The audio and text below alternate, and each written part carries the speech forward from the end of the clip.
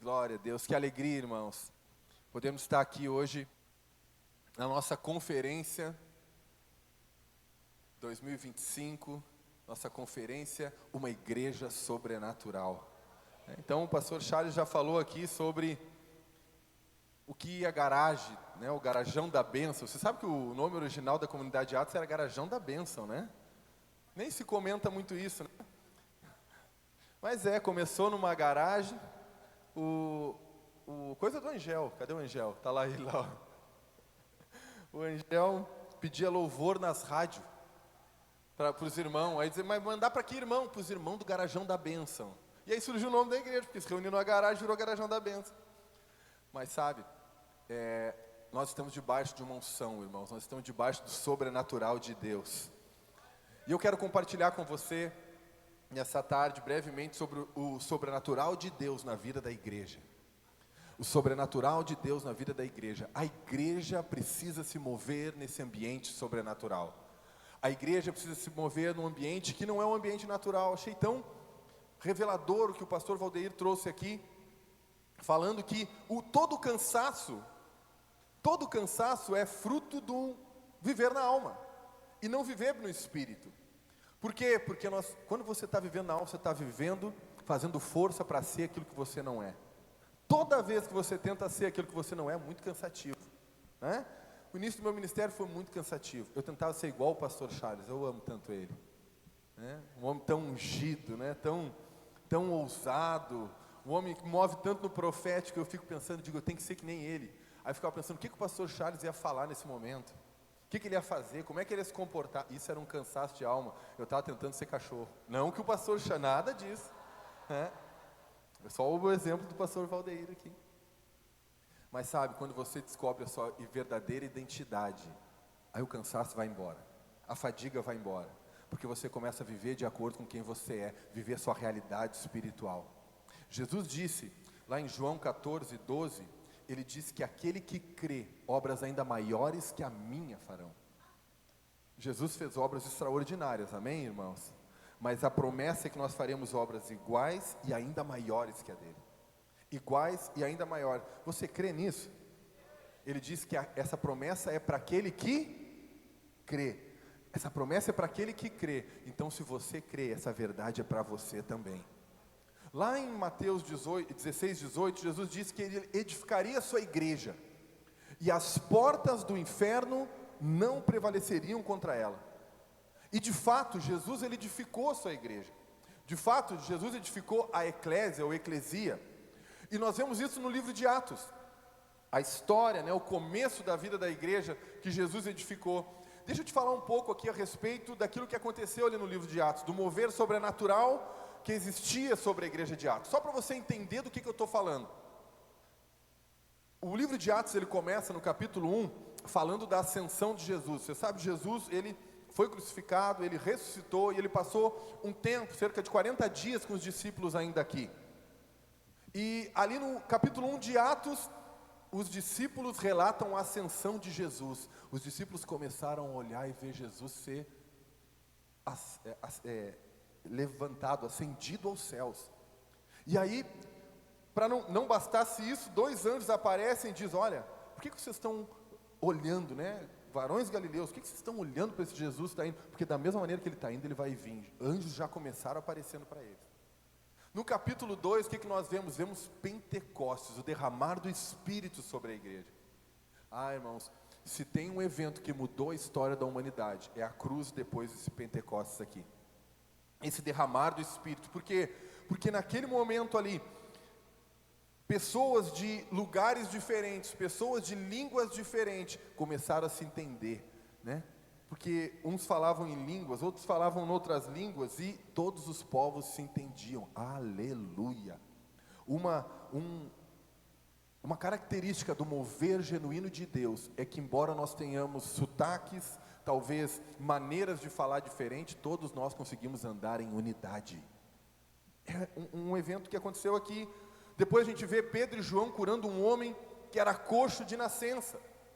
Depois nós vemos a morte de Ananias e Safira. Você conhece esse evento bíblico aqui? Esses irmãos aqui, eles mentiram quiseram mentir para o Espírito Santo. E aí Pedro, né, eles caem mortos ali aos pés de Pedro, né, um outro momento espiritual ali, sobrenatural. Depois você vê que as pessoas começam a ser curadas pela sombra de Pedro. A simples sombra de Pedro curava muitas pessoas. Depois você vê que um anjo abre a porta da prisão para os apóstolos. Estavam presos, o anjo foi lá e abriu a porta da prisão. Depois você vê Filipe pregando em muitos lugares, curando enfermos, curando paralíticos, sendo transladado de um lugar para o outro, né? O pastor Charles diz que gosta de filme de super-herói, né? A Bíblia fala isso, né? Filipe estava num lugar, de repente ele aparece em outro lugar, quilômetros de distância. O que é isso? Power Rangers, irmão. X-Men, né? É o poder sobrenatural de Deus aqui no livro de Atos, né? Depois a gente vê Pedro ressuscitando uma discípula que havia morrido, chamada Dorcas. Depois você vê um homem paralítico de 8 anos, há 8 anos sendo curado por Pedro. Depois você vê Pedro sendo liberto da prisão, Pedro sonolento, né? O anjo vai lá e sacode, ele acorda, Pedro, tá livre, sai. Vamos, Pedro. O anjo, né, começa a agitar. Vamos lá, Pedro, sai. O anjo libertando Pedro, né, da prisão. Você vê depois Paulo, né, Jesus aparecendo para Paulo. Paulo cura lá em Listra, né, um aleijado. Você vê muitos milagres no livro de Atos. Muitos milagres. Né, um terremoto lá, abre a prisão, liberta Paulo e Silas, o carcereiro se converte. Paulo diz para ele: crê no Senhor Jesus, será salvo tu e a tua casa. Nós éramos esse carcereiro, que estávamos lá numa prisão, mas o Senhor um dia chegou na nossa vida, as nossas paredes, a nossa estrutura se abalaram, e um dia o Senhor veio habitar na nossa casa também. Sobrenatural aqui nessa igreja. Você vê Paulo um dia pregando, que nem o pastor Charles, passou do horário. E aí eles estavam no terceiro andar, um irmão estava na janela, um guri, só pode ser, terceiro andar, Eutico, pegou no sono, caiu, do terceiro andar, morreu. Paulo vai lá, ressuscita ele. Uau, sobrenatural. Na ilha de Malta, Paulo, depois de um naufrágio, né, é picado por uma víbora, e aí a víbora morre, Paulo, não acontece nada. Você vê o sobrenatural de Deus na vida dessa igreja. O livro de Atos mostra esse começo da igreja, esse sobrenatural. Lembra, Jesus disse: eu edificarei a minha igreja, eu edificarei a minha eclésia, e as portas do inferno não prevalecerão contra ela. Mas se você vê o decorrer da história, algo começou a mudar. Esse nome que nós chamamos de igreja, que no original grego lá é eclésia ou eclesia, significa aqueles que são chamados para fora. Mas em algum momento da história as coisas começaram a mudar. Se você perguntar para muitos o que é a igreja, o conceito de muitos é que é aquele prédio onde nós nos reunimos. É por isso que alguns irmãos às vezes ficam pensando: não, mas vamos para o teatro? É verdade que nós vamos para o teatro? Não, não sei se ano que vem nós vamos conseguir fazer no teatro, porque não vai caber talvez aqui. Aí nós vamos fazer o quê? Não sei. O Senhor vai prover, o Senhor vamos ter que levantar nosso prédio até ano que vem. Não tem jeito. Então aqui você vê uma igreja viva. O problema é que no decorrer da história as coisas começaram a mudar. Aquilo que Jesus tinha idealizado para ser a sua eclésia, aqueles foram chamados para fora, mudou. Os chamados para fora começaram a esperar as pessoas, começaram a viver para dentro, começaram a edificar prédios confortáveis. E não tenho nenhum problema com isso, gosto muito de prédio confortável.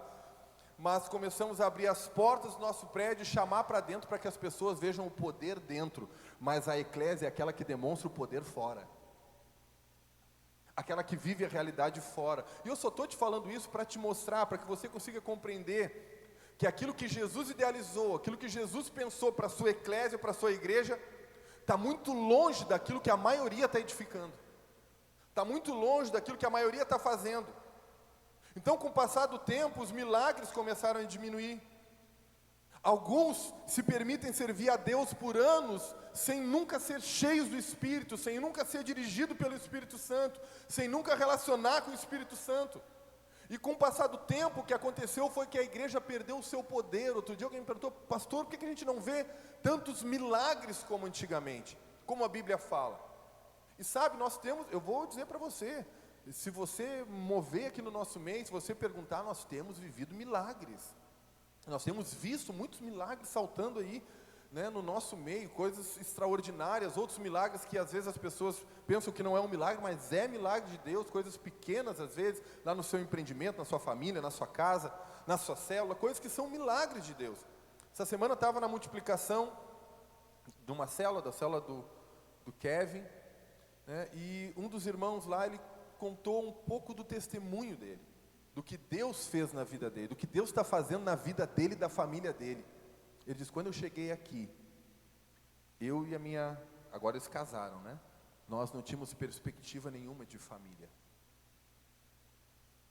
O que nós conhecíamos por família não tem nada a ver com isso que nós estamos vivendo hoje. Deus mudou a nossa vida. Deus mudou a nossa história. Você vai ver a história da família, às vezes você fica pensando: meu Deus, mas o Senhor entrou lá e mudou. Isso é um milagre. Isso é obra de Deus acontecendo, sabe? Então, o que aconteceu aqui foi que a igreja perdeu o sentido com o passar do tempo. A igreja perdeu a sua essência, a igreja perdeu o poder. Mas Paulo diz em 1 Coríntios capítulo 4, versículo 20, que o reino de Deus não consiste em palavra, mas em poder. Então, eu não estou dizendo que nós não devemos amar a palavra. Não é isso que eu estou falando. Mas esse evangelho, ele vem misturado com poder. Nós vamos ver cada dia mais, irmãos. Você vai poder dizer: lembra daquela conferência, que foi a primeira conferência lá no Sesc? Você vai poder dizer, sabe por quê? Porque hoje é um marco na nossa história. Hoje é o primeiro dia de um novo tempo na vida da nossa igreja local. Da nossa igreja de Pelotas, de Camaquã, de Arambaré. É um novo tempo. O reino de Deus é manifestado no poder. Eu não sei quanto a você, mas eu quero viver o poder todos os dias na minha vida. Eu quero ver a manifestação do poder. Eu quero ver milagres acontecendo no nosso meio, nas nossas células, irmãos. Eu quero ver testemunhos acontecendo, não somente nas quatro paredes, mas no nosso relacionamento lá fora, no nosso trabalho, nas coisas que nós fazemos, na nossa escola. O Angel estava compartilhando comigo que ele foi atender uma escola esses dias, uma escola de tempo integral. Os alunos começam de manhã, vão até à tarde. Ele chegou acho que no período do almoço, pelo que eu entendi, e aí tinha uns lá, uma sala de RPG, tinha uma sala não sei lá, de cinema para eles assistirem o meio-dia, tinha várias coisas. E aí chegou um aluno, em torno de lá 14, 15 anos, disse: professora, por favor, avisa os alunos que está começando a reunião de célula. Ah, irmãos, nós vamos ver isso no nosso meio também. Nossas escolas sendo cheias da glória de Deus, da vida de Deus. Eu quero viver isso que a igreja de Atos viveu, que numa pregação foi acrescentada quase 3.000 pessoas. Eu quero viver. Quantos querem viver isso? Diga assim comigo: eu quero ser parte de uma igreja sobrenatural. Glória a Deus. Talvez a sua pergunta seja: pastor, mas como é que o sobrenatural acontece? Eu quero te dizer, o sobrenatural acontece quando a igreja ora. Acho que você não entendeu. O sobrenatural acontece quando a igreja ora. Você sabe, o pastor Charles falou um pouco, olha aqui, né? Falou de oração aqui. Mas eu vou falar de outro aspecto da oração. Eu estava falando com ele, a gente pode usar um dia só para falar de oração, a gente não vai conseguir falar nem metade. Tem muita coisa a ser dita.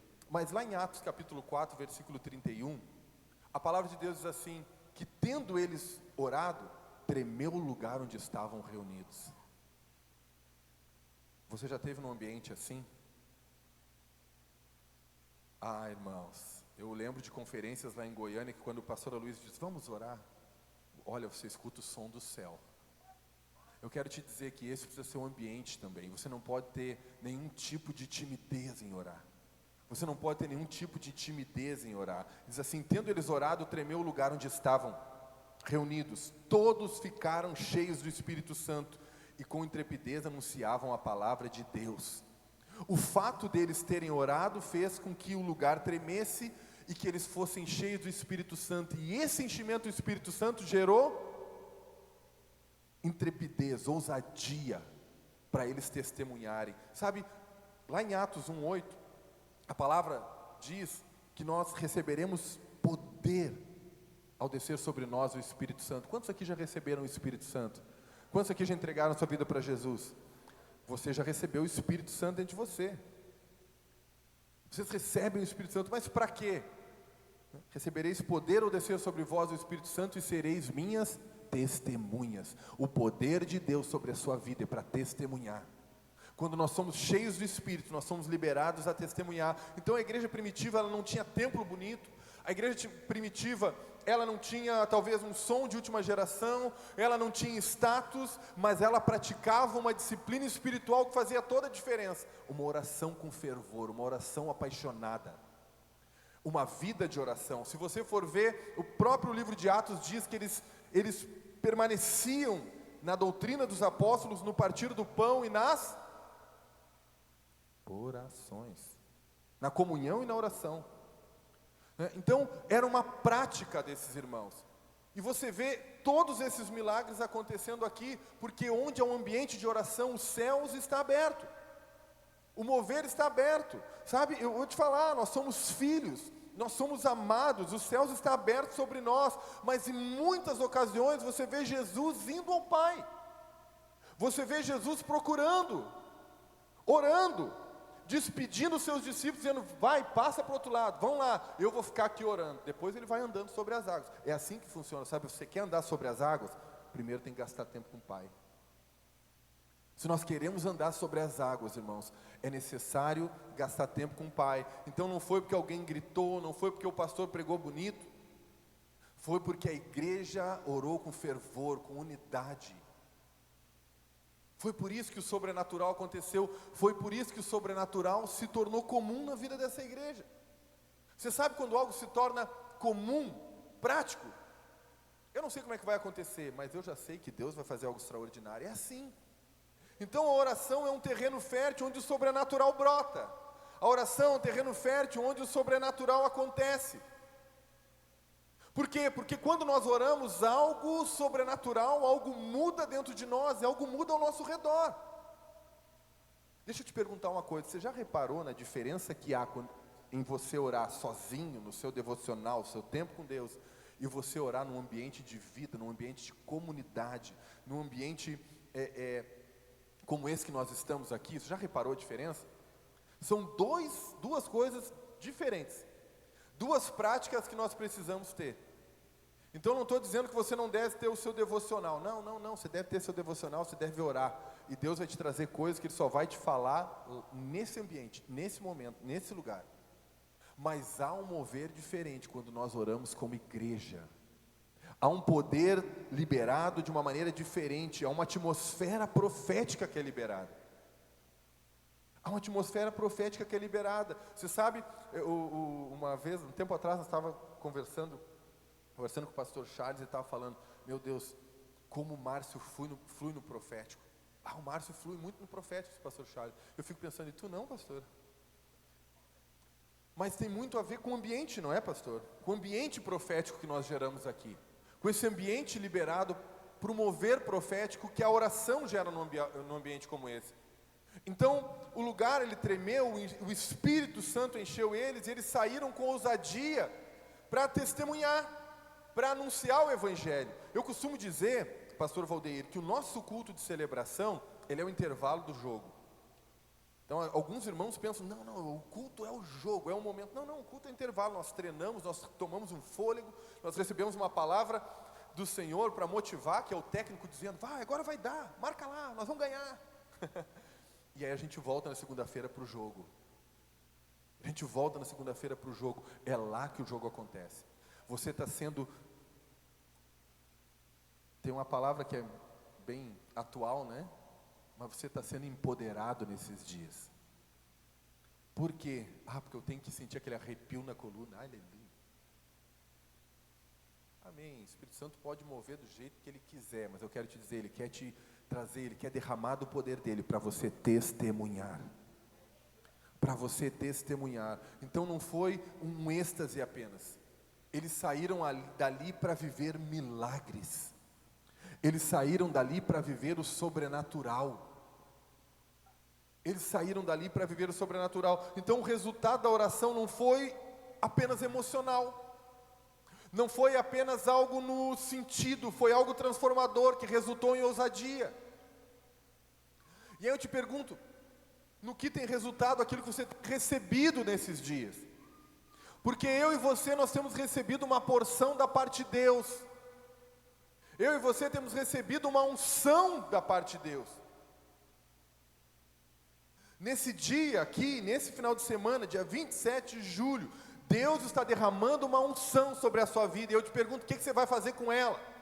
Vai contar para todo mundo o arrepio que teve no Sesc? Se for por isso, nós pedimos para ele diminuir o ar-condicionado. Deixar mais frio, todo mundo vai ter arrepio. Mas não é isso, nós temos que ir para casa e multiplicar isso. Nós temos que sair daqui com ousadia, com intrepidez, para anunciar o evangelho da graça. É possível que alguém pergunte, pastor, mas eu estou debaixo da graça. Ainda preciso orar? Irmãos, essa igreja que eu estou falando para você, a igreja de Atos, é a igreja da graça. Não é a do RR, é a igreja da graça de Deus. E você vê em todo o tempo eles orando. Jesus, o Filho da graça, ele está todo o tempo orando. Atos 2,42 diz que eles perseveravam na doutrina dos apóstolos, na comunhão, no partir do pão e nas orações. Essa é uma característica da igreja que vive sobrenatural, ela persevera também na oração. Eu vou dizer aqui, o povo de Camaquã já aprendeu a perseverar na comunhão. O povo que faz comunhão.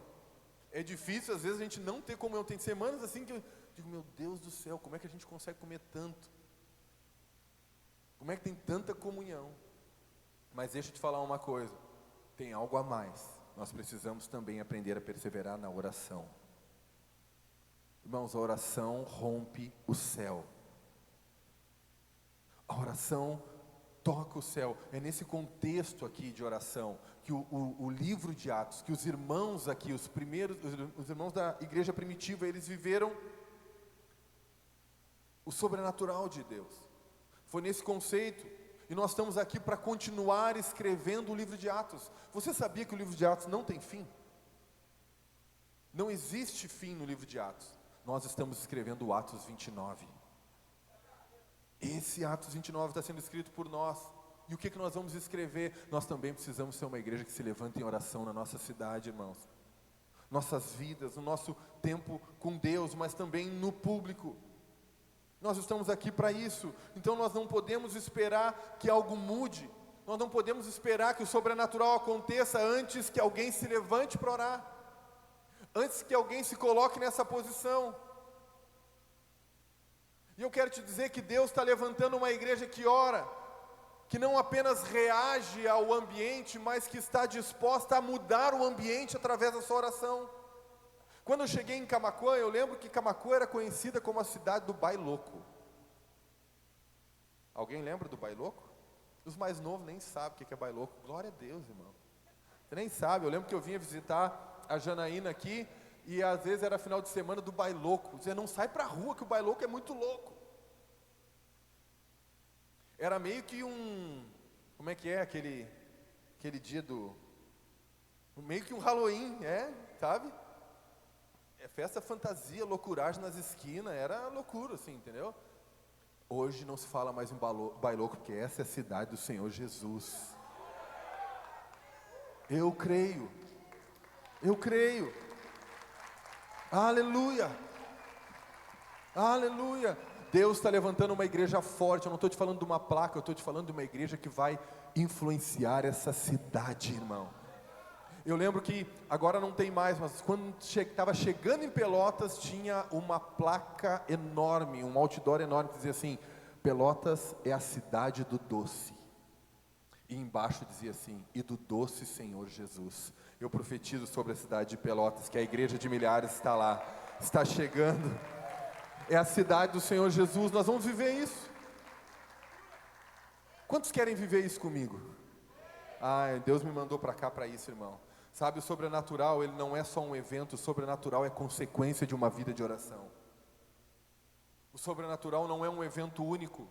Hoje pode ser sim um começo de um tempo sobrenatural, mas é necessário que a gente tenha essa atitude. É necessário que a gente mude, porque quando nós oramos o céu se move, mesmo que a terra pareça permanecer parada. Mesmo que pareça que nada se moveu aqui, quando nós oramos, o céu se move em nosso favor. O céu se move. Então, se nós queremos viver o sobrenatural de Deus, nós precisamos voltar da importância devida à oração. Aleluia.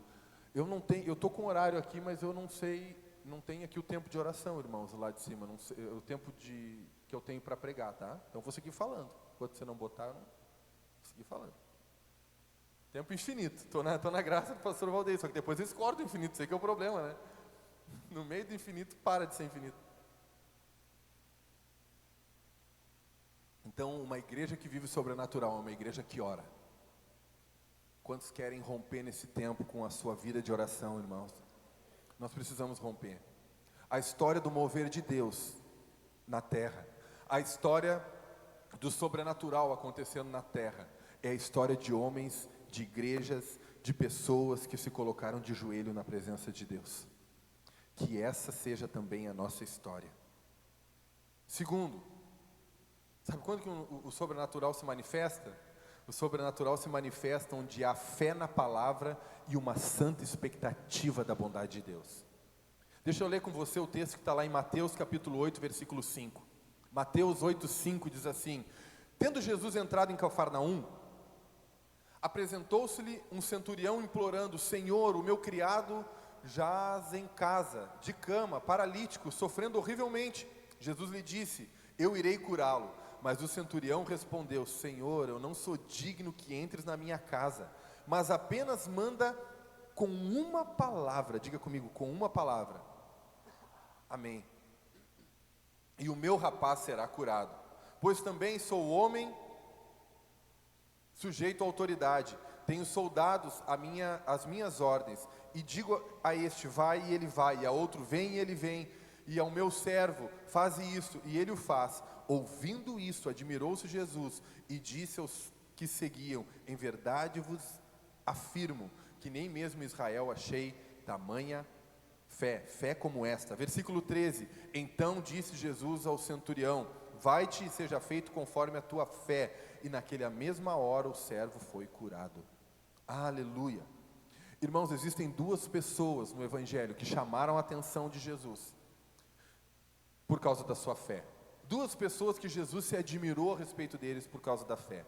A primeira delas é uma mulher cirofenícia. Essa passagem está lá em Marcos 7, você pode ler depois. Esta mulher aqui é aquela que vai correndo atrás de Jesus, que vai gritando por Jesus, ao ponto dos seus discípulos dizer: Jesus, atende ela e despede ela logo. E aí essa mulher, ela está clamando pela cura da sua filha. A Bíblia diz que a filha dela estava endemoniada em casa, enferma, endemoniada. E aí essa mulher, ela chega até Jesus, e Jesus disse: olha, não é lícito dar o pão dos filhos aos cachorrinhos. Não dá para dar pão que é para o filho, para o cachorrinho. Jesus chamou ela de cadela. Já pensou Jesus te abordar desse jeito? Você pede para ele: você é um cachorro, por que você está pedindo pão? Aí ela diz o seguinte: Senhor, eu sei disso, mas os cachorrinhos comem da migalha que cai da mesa do seu Senhor. Jesus disse: mulher, grande é a tua fé. Vai e seja feita conforme a sua fé. Ela vai para casa e a filha dela está curada. Aleluia. Ela chamou a atenção de Deus. Essa mulher era uma cirofenícia. Agora, outra pessoa que chamou a atenção de Jesus por causa da sua fé foi esse centurião romano que eu acabei de ler a história com você. E ele tem uma característica que é em comum com essa mulher. Nenhum dos dois, ele era romano e ela era cirofenícia, nenhum dos dois eram judeus. Nenhum dos dois eram crentes evangélicos da comunidade Atos. Nenhum dos dois, mas os dois alcançaram o favor. Sabe por quê? Porque eles, primeiro de tudo, eles sabiam que não mereciam. O favor é para quem não merece. Se eu acho que eu mereço, já não é favor, é pagamento. É recompensa pelo quanto bom eu sou. Como diz o pastor Naor, para quem estava na conferência lá em Porto Alegre, tem gente que é muito boa, por isso que não recebe. Tem gente que é muito bom, ele é muito bom, né? Agora, esses dois aqui, eles sabiam, ao ponto do homem dizer o seguinte: Senhor, eu não sou digno que o Senhor vá na minha casa. Irmão, já pensou Jesus dizendo o seguinte: hoje eu vou lá na tua casa, Eu já vi uma história assim que dizia, Jesus disse que ia jantar na casa de alguém, e aí bateu lá um mendigo, bateu uma criança de rua. Já viu essa história? Eu já vi essa história aí. Imagina se Jesus dissesse, eu vou na tua casa hoje. Hoje eu vou lá, Valdeir, eu vou resolver todos os teus problemas. O que a gente dizia? Oh, prepara amor, prepara, bota foguinho na lareira. Mas não bota fogo na casa, só na lareira. Esse dia eu botei fogo na casa quase lá, né? Faz aquela comida gostosa, aquela que a gente gosta. Não, esse centurião, ele disse o seguinte, eu não sou digno que o Senhor entre na minha casa, mas eu creio que se o Senhor liberar uma palavra, está tudo resolvido. Eu creio que o poder está na sua palavra. Esse homem aqui, ele entendeu, ele não era crente, mas ele entendeu que muitos crentes não entendem, o poder está na autoridade da palavra do Senhor Jesus. E ele nos deu essa palavra, ele nos deu esse nome. Esse centurião aqui, ele não era religioso, ele não era discípulo, ele não frequentava a sinagoga. Ele não é nada disso, mas ele tinha algo que está faltando em muitas igrejas: fé na palavra de Deus. O ensino em muitos lugares é que, em outras palavras, eu posso dizer para você, a cruz não foi suficiente. Você precisa fazer alguma coisa para merecer. Afinal de contas, né, você foi salvo. Você foi salvo pela graça. Mas para permanecer salvo não é fácil assim. Você foi salvo. Jesus te amou quando você era um pecador imoral. Mas agora que você é filho, agora ele já não te ama tanto assim. Não é que alguns ensinam, falando em outras palavras. Mas sabe, não funciona assim com o nosso Senhor. Não funciona assim com o nosso Senhor. Esse centurião entendeu isso. O centurião era alguém de fora da aliança. Aquela mulher sirofenícia era alguém de fora da aliança. Mas mesmo assim, ele acreditou de tal maneira naquilo que Jesus falou, na obra que Jesus estava fazendo, que ele disse o seguinte: eu não preciso que o Senhor vá lá em casa, mas se o Senhor liberar uma palavra, tudo vai mudar lá. O meu servo vai ser curado. Se você liberar uma palavra, o meu pai, que talvez ficou em casa ao meio-dia, bebendo, enchendo a cara, ele vai ser transformado. Se o Senhor liberar uma palavra, tudo vai mudar. Minha vida financeira, aquele boleto que eu estou preocupado com ele, vai mudar. Deus vai me dar recursos, Deus vai me dar sabedoria, Deus vai me dar acesso, Deus vai fazer a obra. Pastor, o que está querendo dizer com isso? Que a moeda do reino do Espírito é a fé, irmão. Tudo que você desfruta do reino do Espírito, tudo que você toma posse do reino do Espírito, não é pelo que você faz, mas é pelo que você crê, é pela fé. Então esse centurião, ele não precisava que Jesus fosse na casa dele, ele só precisava de uma palavra, basta uma palavra de Deus. Entenda algo, irmão, tudo o que você mais precisa é de uma palavra do céu. E eu te pergunto, você já tem uma palavra do céu sobre a sua vida? Hoje Deus colocou no meu coração orar por alguns irmãos sobre isso. O pastor Charles acho que comentou um pouco na palavra dele. Mas sabe, nós estamos querendo uma palavra nova toda semana. Nós estamos querendo uma palavra nova em todo o tempo. Mas sabe, quando você não tem... Pastor, o que eu faço quando eu não sei o que fazer? Eu vou pegar essa palavra ainda para os irmãos. O que fazer quando eu não sei o que fazer? Já se respondeu? Não tem momento que você não sabe o que fazer? Continua andando na palavra que Deus te deu. Deus já te deu uma palavra, pastor, mas faz 10 anos, continua andando, continua andando, continua andando. Deus falou com Abraão, Deus fez uma promessa para Abraão, mas depois passaram-se muitos anos até que Deus falasse com Abraão de novo. E sabe o que ele continuou fazendo? O que ele estava fazendo antes. Continue fazendo o que Deus chamou para fazer, até que Ele te mande fazer algo novo. Não pare, não pare esperando uma palavra nova, continue andando. Faça que nem a Dory do Procurando Nemo, continue a nadar. Não sabe o que fazer, continue a nadar. Continue vivendo a vida que Deus chamou para fazer, para viver. Então esse homem, ele não queria um show, esse homem, ele não queria que a casa dele talvez tivesse alguém descendo pelo telhado, como a gente vê em outra ocasião.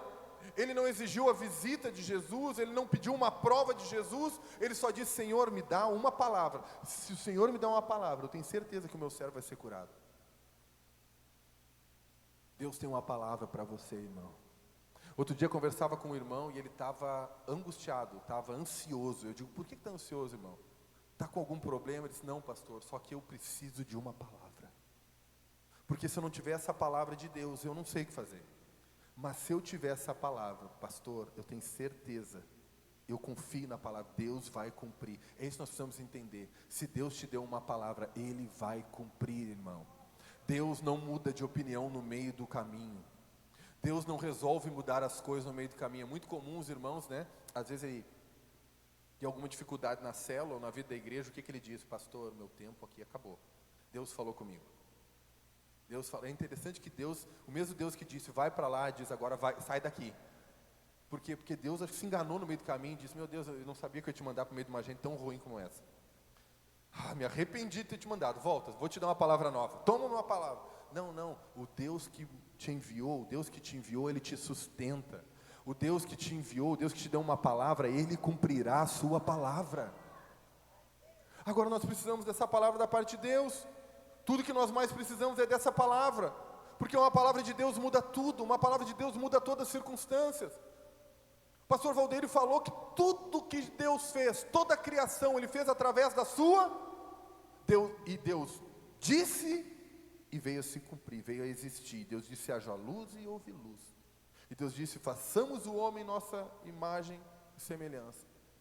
E assim se fez. Então tudo que Deus fez, Ele fez através da sua palavra. E eu vou te dizer, Deus não mudou, continua do mesmo jeito, Ele continua fazendo através da sua palavra, só que agora Ele liberou a palavra sobre a sua vida. Agora você tem seus lábios para liberar e reafirmar essa palavra. Outro dia eu estava na comunhão com os irmãos, tem um irmão recém-chegado na vida da igreja, muito engraçado, e ele dizia assim, porque eu sou louco, né? Não, eu sou bem louco, né? E aí os irmãos diziam, não, irmão, tu é uma bênção. Não, irmão, tu é um homem de Deus, tu era louco antes do encontro, agora tu não é mais louco, tu é o ex-louco. Nós temos que estar sempre reafirmando a palavra, reafirmando a verdade. Então a pergunta que eu faço é, você tem uma palavra de Deus na sua vida? Você tem uma palavra que queima no seu coração para esse tempo, irmão? Você tem uma palavra que queima no seu coração para o seu futuro? Continue andando nessa palavra. A fé desse centurião não exigia provas, exigia apenas uma palavra liberada. Então entenda uma coisa, o sobrenatural, ele flui onde há expectativa da bondade de Deus e confiança total na palavra de Deus. Confiança total na palavra de Deus. Lá em Marcos, capítulo 16, versículo 17, a palavra diz assim, e estes sinais hão de acompanhar aqueles que creem, em meu nome expelirão demônios, falarão novas línguas, pegarão em serpentes, e se alguma coisa mortífera beberem, não lhes fará mal. Se impuserem as mãos sobre os enfermos, eles ficarão curados. Esses sinais vão acompanhar aqueles que... Parece um monte de coruja. Esses sinais vão acompanhar aqueles que... Quantos aqui creem? Aleluia, vai acompanhar você. Vai acompanhar você, vai ser uma característica sua. Por quê? Porque quando a igreja crê de verdade, os sinais seguem. Os sinais acontecem e não precisa do reverendo estar lá. Às vezes tem pessoas que elas chegam na vida da igreja e dizem, pastor, eu queria tanto que fosse lá em casa para orar por mim. Porque ele acredita ainda que o poder está na vida do pastor só. Aí quando ele vê, né, eu estava olhando aqui e eu falo que a unção do Espírito, ser cheio do Espírito nos faz ousados. Eu tenho a minha filha mais velha, a Stephanie, 17 anos, ela não gosta que eu fale dela, porque ela é muito tímida. Mas quando ela é cheia do Espírito, irmão, eu estava vendo aqui que ela voou aqui para cima para orar para uns irmãos. E depois foi lá orar para outros irmãos. Isso não é normal. Quem conhece ela sabe que isso não é o normal dela. É só porque ela está cheia do Espírito. Porque quando nós somos cheios de Espírito, nós somos cheios de ousadia. Irmão, nós precisamos ser ousados. Confiar na palavra de Deus, confiar naquilo que o Senhor disse. Quando a igreja crê de verdade, os sinais seguem. Os sinais seguem. Lá na sua célula, eu quero te dizer, o sobrenatural vai se tornar comum, irmãos. Pessoas vão ser salvas. Jovens que andavam nas drogas, no fundo do poço, vão ser transformados. vão ser libertos, vão testemunhar. Casamentos estavam destruídos, né? Que estava lá, um morando numa cidade, outro no outro. Deus vai fazer um milagre. Deus vai restaurar, sabe? Pessoas vão ser batizadas na sua célula, irmão. Lá na sala daquela casa, vidas vão ser restauradas, pessoas vão ser curadas lá. Eu creio. Quantos creem aqui? Diga, essa realidade vai ser uma realidade na minha célula. Amém, amém. Então, se nós queremos que o céu se mova, nós precisamos misturar a fé com a palavra. A palavra, ela precisa ser misturada com fé. Hebreus 4:2 diz que a palavra que eles receberam, que eles ouviram, não teve proveito, porque ela não foi misturada com fé. Então, sabe, esse ambiente de conferência, eu vi alguém falando em alguma célula, acho que foi ontem, que alguém falou, ó, irmãos, vamos participar, porque conferência é diferente. É verdade. Por quê? Porque é um ambiente de fé. Há um ambiente de fé liberado, as pessoas já estão com o coração preparado, sabe? Tem que ser assim todo culto, todo momento. Toda reunião de célula você tem que ir com aquela expectativa. Eu lembro quando eu converti, quando o Senhor me encontrou, né? Converti numa igreja lá em Pelotas, e o pastor, eu me lembro que nos domingos assim, eu ia para o culto e ficava pensando, o que esse homem vai falar hoje? O que Deus vai fazer hoje aqui? Esse negócio é muito louco. Deus usa a vida desse homem aí, o homem era uma benção, tinha uma palavra, sabe, pregava com ousadia, e eu me lembro de ficar aquele sentimento, aquela expectativa, o que Deus vai usar a vida dele, qual é a revelação que ele vai trazer hoje. É preciso misturar a fé com a palavra. Hoje eu vim aqui para te dizer, irmão, que a palavra de Deus, ela é poderosa, ela ainda cura. A palavra de Deus, ela é poderosa, ela ainda transforma. A palavra de Deus é poderosa, ela ainda ressuscita. Eu creio.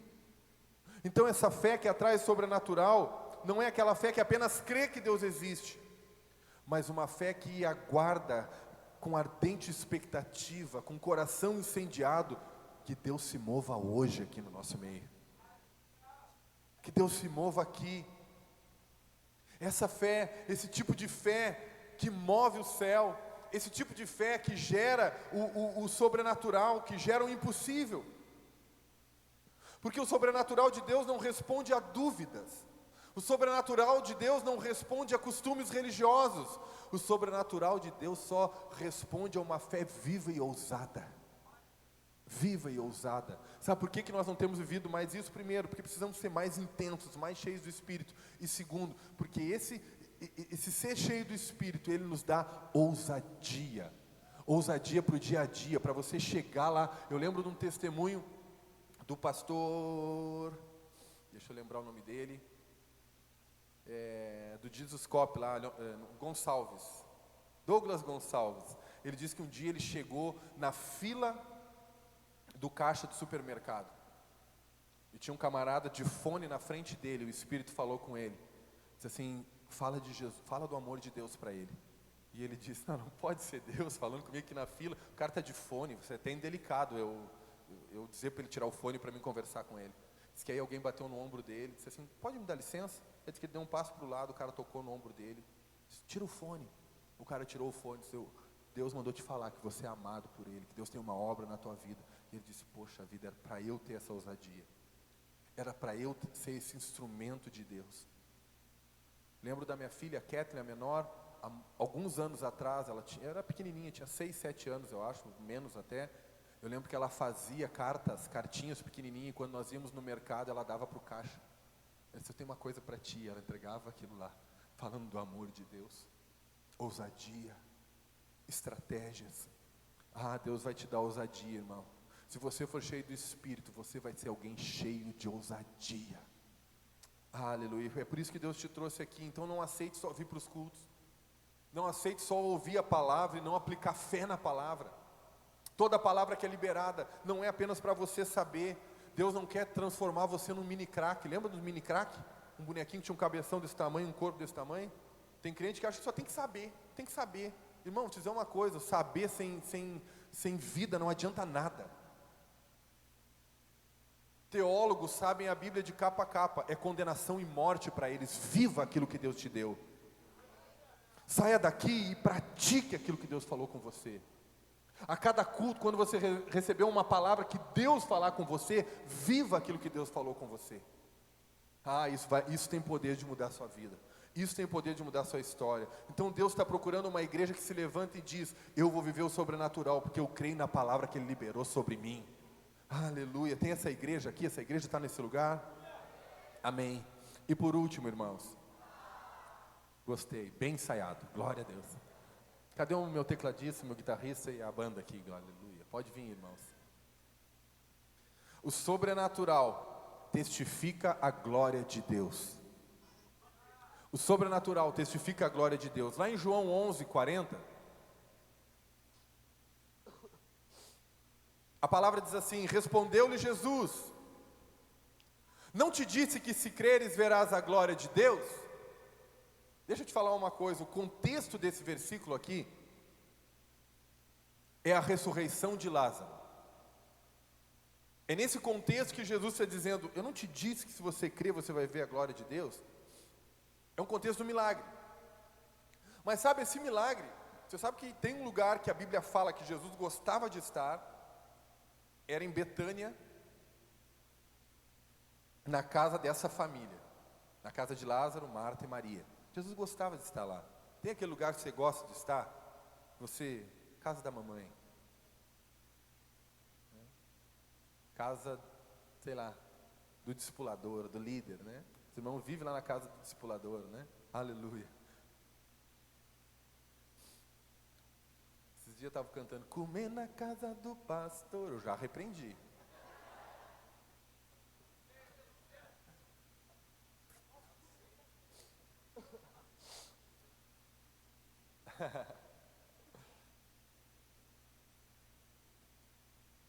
Jesus gostava de estar nessa cidade, nessa casa aqui. Mas sabe, esse milagre, ouça, esse milagre não aconteceu para consolar a família de Lázaro. Esse milagre ele também não aconteceu para impressionar as pessoas que estavam ali. Esse milagre aconteceu para que a glória de Deus fosse manifesta no meio deles. Para que todos pudessem ver a glória de Deus. Você sabe, o primeiro milagre de Jesus foi num casamento em Caná da Galileia. Está lá em João capítulo 2. A Bíblia fala que no meio do casamento o vinho acabou. E o vinho na Bíblia, ele é um símbolo da alegria, da presença do Espírito. No meio do casamento, o vinho acabou, a alegria acabou. Talvez haja casamentos aqui que o vinho está acabando. Pastor, já estou escutando o barulho do fundo da botija lá, está acabando o vinho. Talvez essa é a sua situação, talvez na sua vida o vinho está acabando. Mas Jesus estava lá naquele casamento. E onde Jesus está, o vinho nunca acaba. Nunca acaba. É interessante que Jesus, ele transforma a água em vinho. Ele manda encher aqueles jarros, né, com água. E transforma a água em vinho. E a Bíblia diz assim no versículo 11, diz: com este deu Jesus princípio aos seus sinais em Caná da Galileia, manifestou a sua glória e os seus discípulos creram nele. Sabe por que Jesus fez aquele sinal? Claro, fica um ensino para nós. Deus, né, isso tudo que eu falei para você a respeito da sua família, da alegria, do fato de Jesus estar no casamento, do fato de Jesus estar na sua vida. Jesus nunca pode estar fora da sua vida, do seu casamento, do seu ministério, nunca. Mas Ele fez aquele milagre diante dos seus discípulos, para que os seus discípulos crescem nele. Porque quando nós vemos essas evidências, e diz: não, só pode ter sido Deus. Eu quero te falar uma coisa: todo sobrenatural sempre carrega uma assinatura de Deus. O sobrenatural diz: foi Deus quem fez. Então o objetivo do milagre, seja ele qual for na sua vida, não é simplesmente abençoar você. O objetivo do milagre, em última análise, é revelar a Deus, é demonstrar a glória de Deus, é demonstrar que você não vive um Deus que ficou preso no madeiro. Você vive um Deus e serve um Deus que ressuscitou o terceiro dia e que tomou a chave da morte e do inferno. Às vezes o diabo vem mentir para você e dizer: eu vou acabar com a sua vida, agora seu ministério acabou, agora as coisas vão dar errado para você. Irmão, o diabo não tem nem a chave da casa dele. Jesus tomou. Não tem nada, ele não tem nada para falar na sua vida. Jesus, a última palavra vem de Deus sobre a sua vida. A última palavra vem do Senhor sobre a sua vida. Então o objetivo do milagre é que o nome do Senhor seja exaltado, é que o nome do Senhor seja reconhecido. Lázaro, ele estava morto. Maria via a realidade, ela não fechou os olhos para a realidade, tanto que ela disse: ah, se o Senhor tivesse aqui, o meu irmão não teria morrido. Mas sabe, Jesus, ele não estava olhando simplesmente para a família. Jesus, ele queria ver a glória do Pai, o Pai ser glorificado. E eu te pergunto, o que é maior, alguém ser curado ou alguém ressuscitar depois de 4 dias? A glória é muito maior na ressurreição, é muito maior. Então sabe, o extraordinário, o sobrenatural, ele só acontece porque alguém teve fé de continuar, mesmo quando parecia tarde demais. Há circunstância na nossa vida que parece que já está tarde demais. Talvez alguém está dizendo, né? Como nesse contexto aqui de Lázaro: ah, já cheira mal. Ah, não mexe a pedra, já acabou. Agora não tem mais jeito. Vê se isso é hora de Deus chegar na sua vida. Vê se isso é hora de Deus vir, de Jesus vir. Agora já acabou para você, já faz 4 dias. Enquanto o povo falava isso, sabe qual era a palavra de Jesus? Se você crer, você vai ver a glória de Deus. Eu quero te dizer hoje, deixa eu te falar isso. Talvez você está diante de algo que parece morto. Talvez você está diante de algo que parece enterrado. Eu lembro na minha vida, antes do Senhor me chamar para o ministério da palavra, eu lembro que eu já estava com esse entendimento de: não, Deus vai me usar de outra maneira no corpo dele, na vida da igreja, mas não para pastorear. Acho que o meu tempo já passou, acho que já morreu, já passou o meu tempo, parece que é o fim. Talvez você está com esse sentimento a respeito do seu casamento: acho que é o fim, acho que é o fim do meu ministério, acho que é o fim do meu casamento, acho que é o fim da minha empresa, acho que agora essa enfermidade realmente não tem o que fazer. Afinal de contas, está lá, está enfermo, tem um laudo médico, tem uma palavra do médico. Mas o que eu quero te dizer nessa tarde é que se você crer, você vai ver a glória de Deus. Eu sei que o médico sabe da medicina, ele fala das coisas naturais, daquilo que ele vive, daquilo que ele estudou. Mas nós temos um Deus que não vive no natural, ele vive sobre o natural. Sobre o natural, é maior do que o natural. Aquilo que ele fala altera o natural. Quando a terra ora, o céu se move. E quando o céu se move, o natural deixa de existir. O natural perde a sua importância. O natural perde a sua realidade. E o sobrenatural se torna uma realidade. É sobre essa verdade que nós andaremos. O sobrenatural não é apenas um entretenimento. Ele é uma evidência da glória de Deus. Ele é uma evidência que Deus está no meio de nós. Aleluia. Alguém pode dar um glória a Deus aí? Essa é a evidência. O sobrenatural é a assinatura de Deus. E essa glória, ela não é para exaltar o nome do pastor, ela não é para exaltar o nome do líder, ela é para exaltar o nome de Jesus. Porque onde há oração, onde há fé na palavra de Deus, onde há uma santa expectativa da bondade de Deus, há testemunhos que apontam para Cristo, não para homens. Se tem uma coisa que você nunca vai ver, é a minha foto na frente do prédio da igreja, nem com chapéu e nem sem chapéu. Porque, como diz o pastor Aloysio, eu estou mais para me tornar irmão vosso do que para me tornar algo além disso. Esse reino não é meu, essa igreja não é minha. Essa igreja é do Senhor Jesus.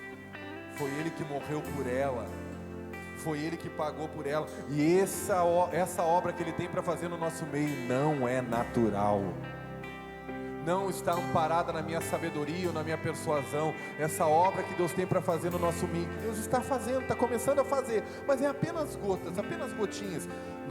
Essa obra é sobrenatural. Aquilo que nem olhos viram, nem ouvidos ouviram, e nem penetrou no coração do homem, Deus preparou para nós. Deus preparou para você, Deus preparou para sua família. Então Deus quer levantar uma igreja que não tem medo de crer no impossível. Deus quer levantar uma igreja que sabe em quem tem crido. Que sabe em quem tem crido, porque o sobrenatural, ele tem o poder de transformar, de atrair, de mudar. Ele tem o poder de glorificar o nome do Senhor, e quando as pessoas olham, elas veem, só pode ter sido Deus.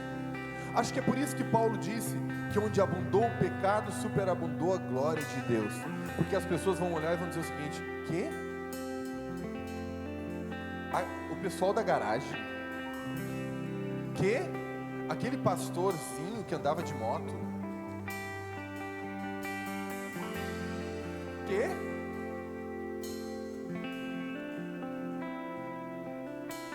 Sabe, as pessoas talvez vão falar daquilo que elas veem natural, mas Deus não vê como o homem vê. Deus vê o sobrenatural, e é sobre esse sobrenatural que Ele está te chamando a viver. E eu quero saber, eu quero te fazer a pergunta nessa noite, nessa tarde, quantos aqui querem viver o sobrenatural na sua vida? Então coloque-se de pé. Hoje eu quero desafiar você a viver.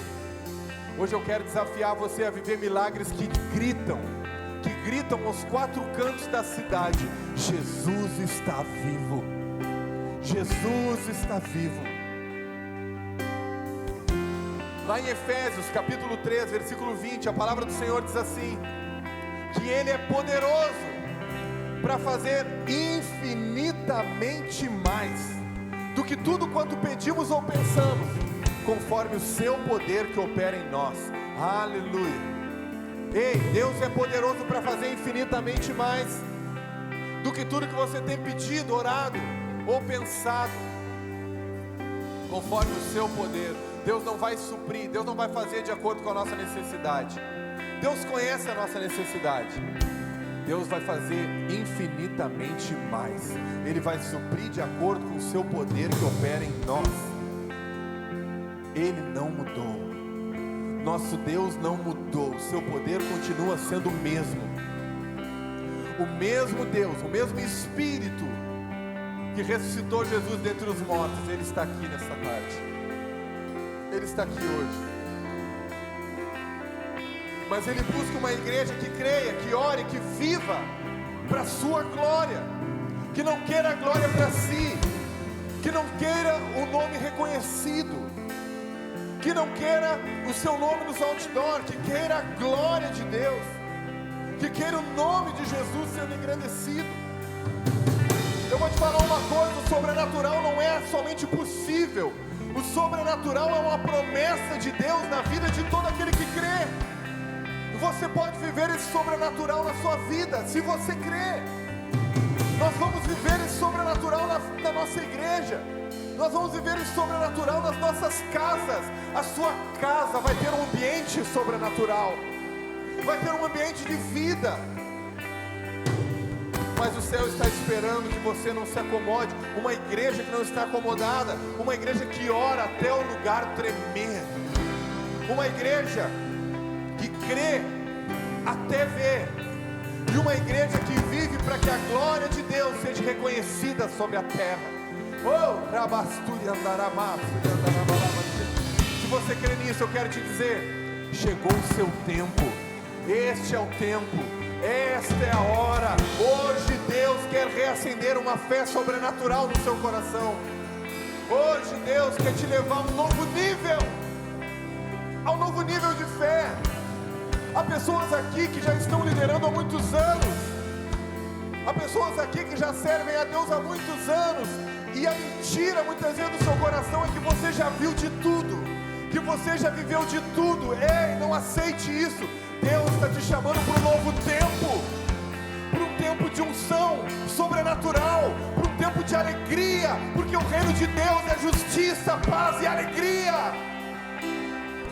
Não é servir apenas da sua família, não é servir apenas de abrir mão, talvez, da sua alegria, da sua felicidade. Não, é trazer Jesus e viver a alegria que o Senhor tem para você, a vida que Ele tem para você.